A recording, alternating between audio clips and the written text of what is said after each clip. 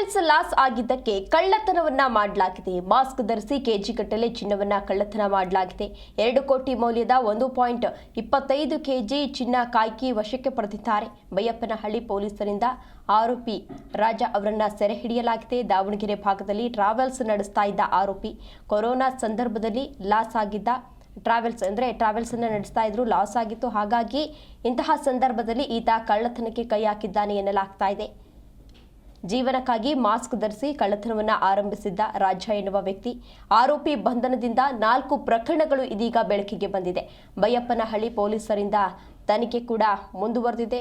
Travels loss ಆಗಿದ್ದಕ್ಕೆ ಕಳ್ಳತನಕ್ಕೆ ಈತ ಇಳಿದಿದ್ದ, ಈತನನ್ನ arrest ಮಾಡಿ ಈತ ಕಳ್ಳತನಕ್ಕೆ ಏನೇನು ಬಳಸ್ತಾ ಇದ್ದ ಎಲ್ಲವನ್ನ ಕೂಡ ಸೀಸ್ ಮಾಡಿದ್ದಾರೆ ಪೊಲೀಸರು.